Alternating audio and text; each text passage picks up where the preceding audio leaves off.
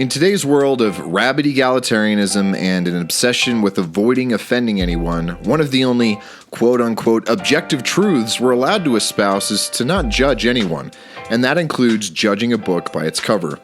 Reality, though, is very different, and everything a man does or does not do can be used to assess who he is, what he believes, and how he fits in the world. From the way he walks, to the car he drives, to the food he puts in his mouth, everything gives an insight into what makes a man. Don't believe me? I'll show you what I mean with something as simple as my EDC, my everyday carry. These few items that I make sure to always have with me can give you a wealth of information. Let's start off with the easiest and sadly the most polarizing, my phone. The world used to separate itself based on things like the language you spoke, the gods you believed in, or how much land you were able to secure. Now, one of the strongest dividers we experience is whether you prefer to use an Apple or an Android phone. I carry an iPhone 10, typically without a case and without any cracks or major scratches. Depending on your own perceptions, this either makes me a trendy, pretentious douchebag or perhaps a fellow fanboy, neither of which is fully true nor completely false. If the phone were 3 generations older, or a flip phone, or had a shattered screen, or operated on a different OS, your view of me would be different. I love the camera, the screen size, the familiarity of the operating system, and the fact that it syncs seamlessly with all of my other devices. We can build off of that perception by throwing in the AirPods I almost always have on me. Whatever you thought of me before, you've likely doubled down by this point. Am I someone who recognizes quality, design, and convenience?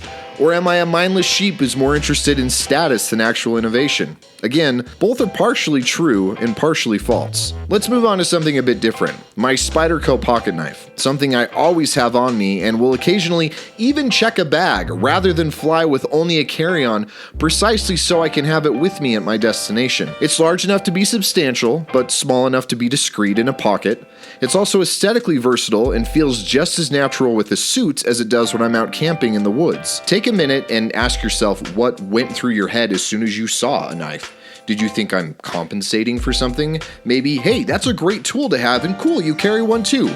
Or did you wonder if I want to stab people? The presence of a knife or lack thereof can say a lot, regardless of what it is, how it looks, or what it's used for. Balance that out with this simple microfiber cloth I always have in my left pocket. It's perfect for when a screen has gotten a little too gunky, whether from my own fingerprints, the occasional drop, or from what my kids leave after I ask them to bring me my phone. In my back pocket, I keep this simple wallet from Chester Mox. Yes, it has my name on it, and yes, it's an expensive, beautiful piece made from buttery leather.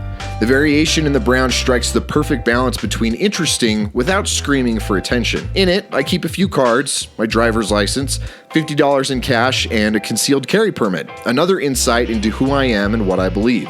When it comes to keys, I only need 2, one for the house and one for the mail. That little cylinder on that ring contains consecrated oil that I use for priesthood blessings if I'm asked to do so, marking me as a religious man and one who belongs to a very particular faith.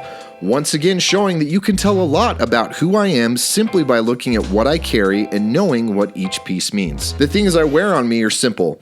1 gold band, silicone for the gym, but the gold for everything else. It signals to me and those around me that I'm married and a bit more inclined toward the classic rather than the gaudy. Last is my watch. It's a Series 3 Apple Watch without cellular, and I've had a year with this thing on my wrist, and though I love it in the gym, I'm ready to move on. I don't need to own everything Apple makes, and it's simply not telling the same story to you or to me as a higher quality, more analog timepiece will. Yes, that's a rose gold case, and I alternate between 4 different bands depending on what my needs are for any given time. In total, 8 pieces that I always have on me. Some tell more than others, but each gives you fodder for your opinion of me. Some of them may seem to contradict each other, which in and of itself will express more of who I am. You can also glean a lot by what I don't carry on me. Sometimes absence tells just as much of a story as presence. What you think of me may or not be correct, and it may or may not matter, but the reality is you made those snap judgments as soon as each piece popped up on your screen. It's part of what makes us human.